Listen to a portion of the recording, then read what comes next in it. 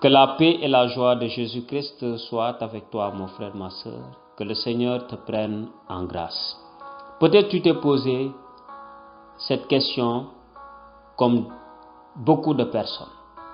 Pourquoi tant d'épreuves dans ma vie? Pourquoi tant d'épreuves dans ma vie? Alors, dans cette vidéo, j'aimerais te partager quelques raisons de l'épreuve dans notre vie. Peut-être cela va t'aider à ne plus te lamenter, à ne plus te décourager, mais à vivre dans l'action de grâce. Alors, avant d'aller plus loin, j'aimerais faire une différence entre épreuve et tentation. L'épreuve, c'est une situation que Dieu permet dans notre vie pour un but.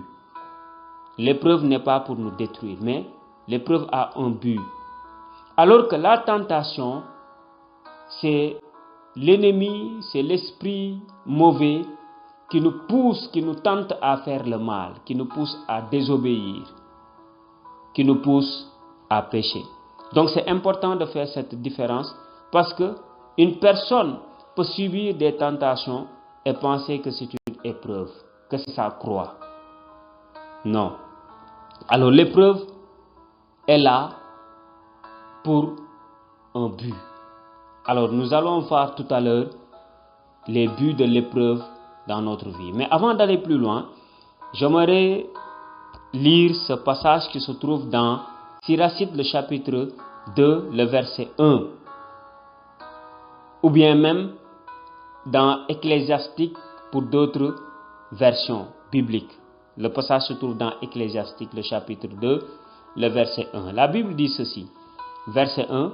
Mon fils, si tu viens te mettre au service du Seigneur, prépare-toi à subir l'épreuve. Alors, le passage nous montre que l'épreuve fait partie de la vie chrétienne.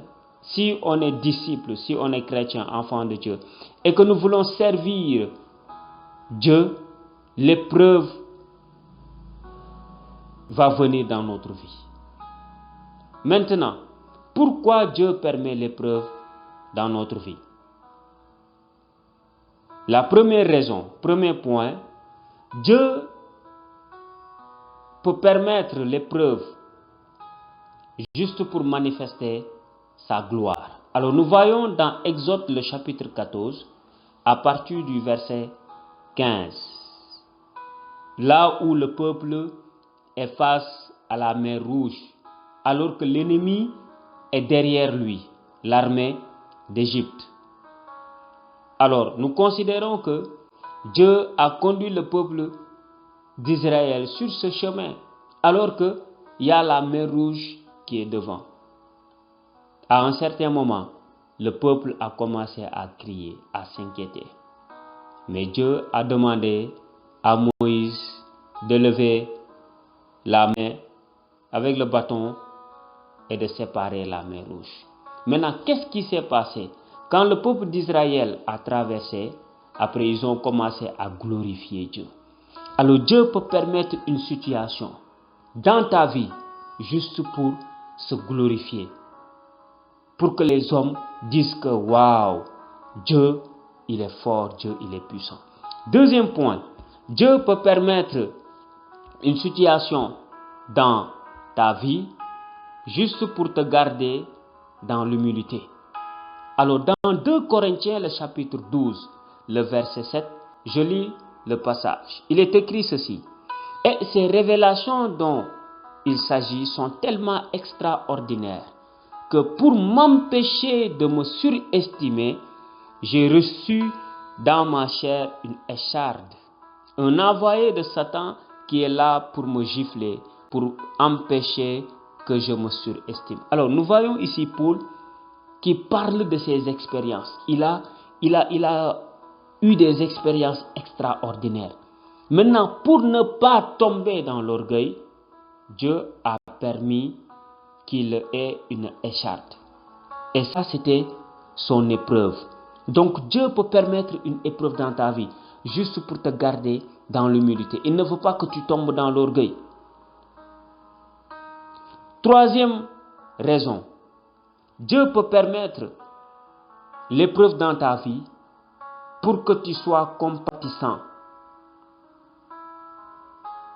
et aider les autres qui vivent la même situation. Alors dans Hébreux le chapitre 2, le verset 18, il est écrit ceci.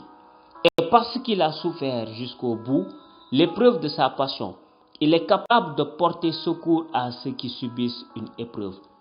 Alors le passage nous parle de Jésus qui a subi la passion. Jésus a vécu l'épreuve. Il a souffert plus que tout le monde. C'est pour cela qu'il peut supporter tout le monde. Il peut secourir tout le monde. Donc Dieu peut te faire passer d'une épreuve.